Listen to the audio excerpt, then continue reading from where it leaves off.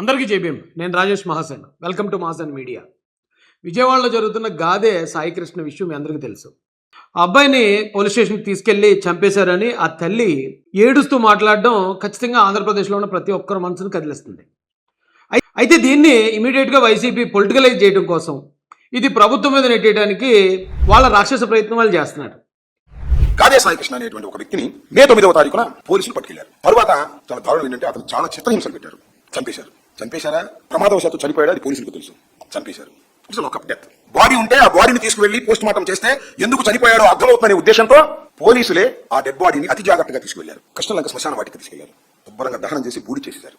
అంటే ఎవిడెన్స్ కూడా లేకుండా చేశారు. శభాష్. ఆ సీఏ నాగరాజ్ అంట. ఏంటి దారుణం? అయితే వైసీపీ దీన్ని గవర్నమెంట్కి, ప్రభుత్వం మీద బురద జల్లాలని ప్రయత్నిస్తుంది కాబట్టి కూటమి నుంచి కొద్దిమంది కార్యకర్తలు సాయికృష్ణకి నేర చరిత్ర ఉంది, మరోటని కొద్దిమంది సోషల్ మీడియాలో సాయికృష్ణ క్యారెక్టర్ కోసం వాళ్ళు మాట్లాడడం కూడా గమనిస్తున్నాం. అయితే మీ అందరికీ హృదయపూర్వకంగా ఒకటే రిక్వెస్ట్ చేస్తున్నాను.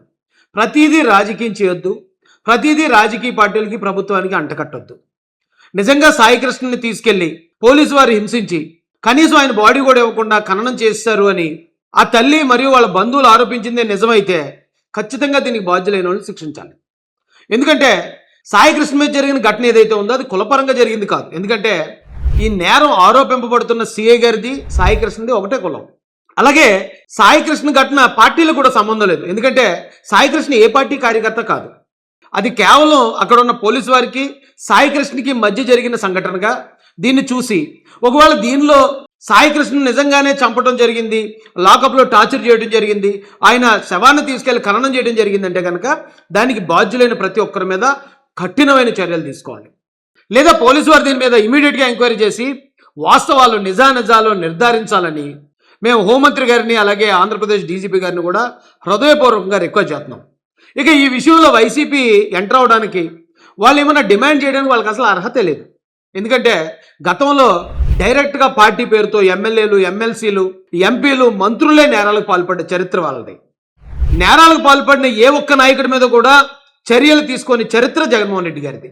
కాబట్టి వాళ్ళ కింద అంత నలుపు పెట్టుకుని వేరే సంఘటనను ఏదో కులాల పరంగా గొడవలు రేపేద్దాం, పార్టీ పరంగా దీన్ని గొడవలు క్రియేట్ చేద్దాం అనే ప్రయత్నం ఎవరైనా చేస్తే అలా చేసే ప్రతి ఒక్కరి మీద కూడా చట్టపరమైన చర్యలు తీసుకోవాలని ప్రభుత్వాన్ని మేము రిక్వెస్ట్ చేస్తున్నాం. ఇక సాయికృష్ణ విషయానికి వస్తే ఆయన మీద చాలా కేసులు ఉన్నాయి, అది ఇదని చాలామంది పోస్టులు పెట్టడం నేను చూశాను.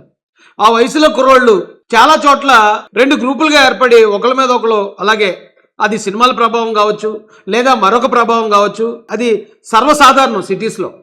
ఒకవేళ నిజంగా అతని మీద అన్ని కేసులు ఉన్నా కూడా వాళ్ళు ఆరోపిస్తున్నట్టు ఆయన్ని నిజంగా కొట్టి చంపడం జరిగితే కనుక అలా కొట్టి చంపిన ప్రతి ఒక్కరూ నేరస్తులేండి. ఎందుకంటే మనం ప్రజాస్వామ్యంలో ఉన్నాం. ఇక్కడ ఎవరైనా నేరం చేస్తే నిర్ధారించాల్సింది, శిక్షించాల్సింది కేవలం కోర్టులు మాత్రమే. ఇక హక్కు మరొకరు ఎవరికీ లేదు. ఇంకెవరో ఆ పని చేసినా కూడా చట్టాన్ని చేతిలో తీసుకున్న కారణంగా వాళ్ళు కూడా శిక్షార్హులు అవుతారు. కాబట్టి మహాసేన మీడియా నుంచి మేము కోరుకునేది కూడా హోంమంత్రి గారిని, డీజీపీ గారిని ఇమీడియట్గా దీనిలో ఉన్న వాస్తవాలు తేల్చండి. వైసీపీ అల్లర్లు రేపే ప్రయత్నం చేస్తుంది, వాళ్ళను కూడా కట్టడి చేయాల్సిందిగా రిక్వెస్ట్ చేస్తున్నాం. దీనిలో ఎవరు బాధ్యులు ఉన్నారో, ఎవరు నేరస్తులు ఉన్నారో త్వరగా తేల్చి వాళ్ళని కఠినంగా శిక్షించడం ద్వారా ఆ తల్లికి న్యాయం చేయాల్సిందిగా హృదయపూర్వకంగా కోరుకుంటున్నామండి. జై భీమ్, జై భారత్, జై జై మహాసేన, జై తెలుగుదేశం, జై చంద్రబాబు, జై జై లోకేష్ అన్న.